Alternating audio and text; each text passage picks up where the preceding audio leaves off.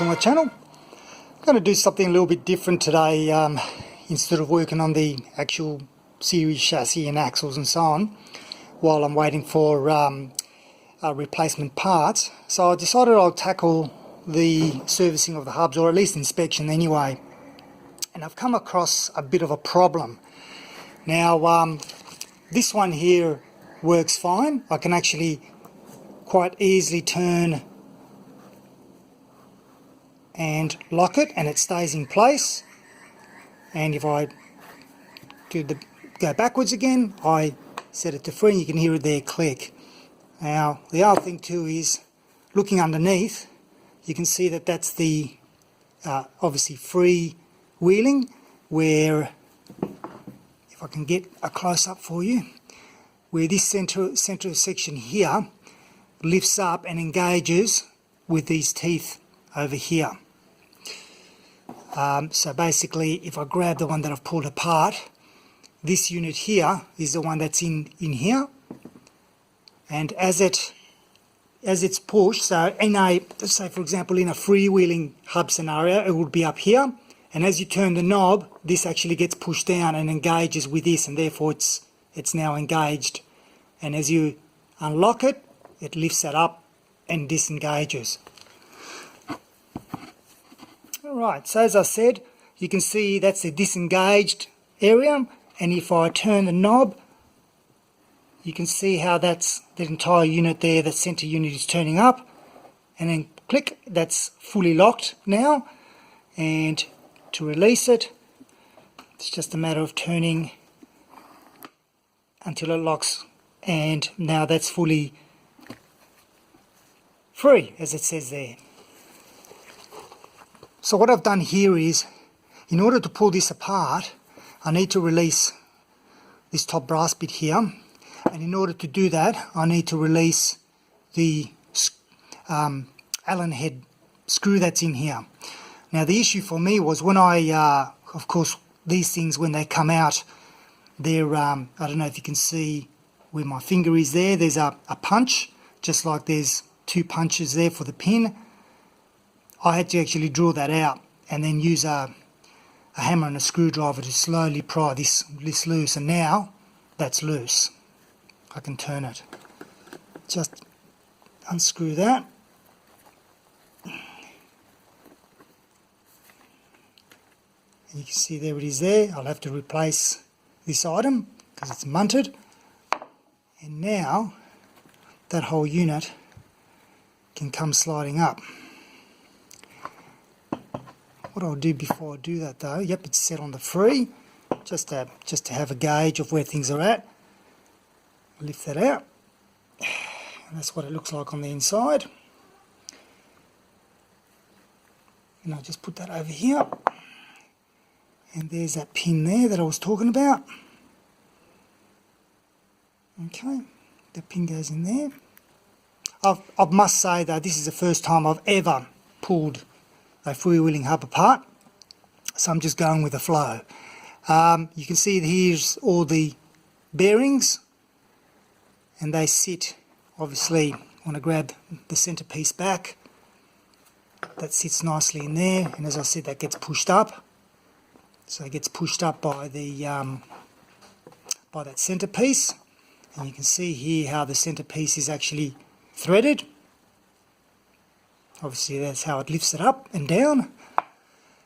So the issue is going to be now removing this backing plate is the next step, and that should actually, I think, should pop out. There we go. Okay. And there doesn't seem to be any particular way. Oh, here we go. Right. Here's the two locators. Right there.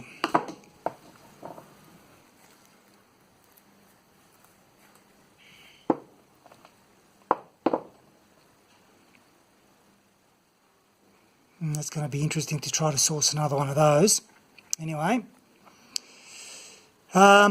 so ball bearing locates in those as such. Oops, these are the little the little needle bearings that come out. They don't actually come out sideways, they only come out from the top. Okay, you can't pull them out, which is a good thing. So I'll take all of these out, give them a good clean up the surfaces and everything else, and then I'll start having a look at this main unit here. In terms of pulling that apart, there's a circlip there. I suspect once I've done that, that entire centre mechanism pulls out. And so what I'll do is I'll pull that out and also clean it. Once I've cleaned the top pieces, I've actually removed all the needle bearings from the housing here as well. So I'll give this all a really good clean. What I'll do is I'll locate that, and there's a way to actually put this back together as well. What I ended up having to do, because I was wondering why when I was turning the handle, because I put it on there to test it, but it was only getting partial return to the free. It was stopping about there. I couldn't go any further than that rather than going there. And the reason for that is you've got to have it so that this is screwed at the absolute maximum. Okay, so you can see if I unscrew it anymore, I'm going to actually take that top off. And so whilst I've got it in the locked position, I then try to locate that hole there that I'm flashing my finger underneath it with that pin there, okay, which is the pin that's coming from the handle area.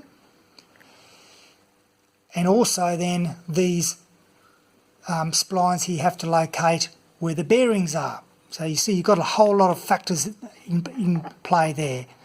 So what you can do is you can just drop it in like this, for example, and then move, there we go, and that drops into place. Let's have a look, see if that works. Just to show you how the final product looks like. I haven't replaced that yet, as I just mentioned, but it's on the free at the moment, which means that the locking gear is at the lowest point. You can see the roller bearings quite clearly there. And now if I turn that to engage the locker, see if I can do that. So basically I start turning that, and as I turn that you can see how that's raising to the top. So I'm just going to put that one aside there for the moment. Next up is the barrel itself. So I'm going to pull this apart so you don't miss the action. There's a circlip, and now this will slide outwards. So I'll turn it upside down, and unless there's something else locking it in place, whoop, no, it just required a little bit of force, and you can see all those needle bearings there. So I just need to make sure that they don't collapse in a heap. Hopefully grease will be holding them in place. Gently pull that out, and there you have the drive member there. So again, that locks into here when it's engaged, and you've got the half shaft that's in there, and that's driving the whole lot together. I've got to say I'm pretty impressed with the simplicity of this unit, and there are the bearings in there, which hopefully will be easy to service and clean. Unit's cleaned. You can see unfortunately the teeth are a little bit chopped out on the top. I guess that's all the years of use and whatnot. This is where the bearing runs on. Again, seen better days, but anyway, I've just cleaned the gasket surfaces, and of course I took the bearings out. So this is what it looks like completely naked, as such. I'll clean that up in terms of getting rid of the fluid, and here's all the little bearings that that came out. So what I'm going to do now is I'm going to dry this up and start greasing around the bearing housing and start cleaning up each of those little tiny needle bearings and putting them back in place. I've cleaned up all the needle bearings, greased it in there, and now she's sitting nice and clean. Bit tedious work, but obviously my main concern was not losing any of the needles. So what I generally use is a magnetic tray like this, pain in the ass to take them out, but at least you know you're not going to lose them. Right, so now all I have to do really is give this a nice coating of grease as well, and put it back together with the circlip, and we're pretty much done that. So I'll just do that next and show you the end result. Seconds later, and we've got the circlip back in, and beautifully running nice and smoothly with the new grease.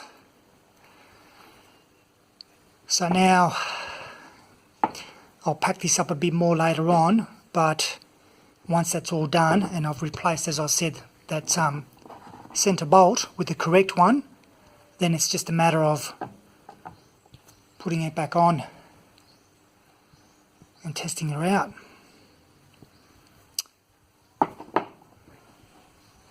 So that is effectively a service on one of these Warn M11 Freewheeling Hubs. So before I finish the video, as you can see, there's the one I've just been working on, and here's the other one that I've pulled apart. Straight away I noticed a difference. There's an O-ring. So this O-ring sits around here, around this lip here. And obviously this is to help with, I guess, because you've got the O-ring on the edges here. Okay, so that would help with water not getting in. But I guess, you know, it's coincidental that O-ring actually fits perfectly around there. So I'm going to take it as there needs to be an O-ring there, even though I've got that one working. I'm going to find an O-ring like this one and put it on it and see whether or not that makes a difference. Aside from that, everything else is pretty much the same. Nothing really out of the ordinary so far, but I thought I'd add that in as something that was missing from the other one I just rebuilt. So I decided to fix this little situation right now. So I've opened up the original one here that I've got. I'll just put it closer to the camera here, move that away, and you can see, actually kind of makes sense, that rides inside here. So presumably if you've got grease and so on, this is probably going to be the first point of leak. So I can see why now we've got an O-ring, and I just happen to have an O-ring that's pretty close on size. So you know, that kind of sits in there. On that note, I'll leave it at that, and as always, thanks for watching, and until next time, cheers.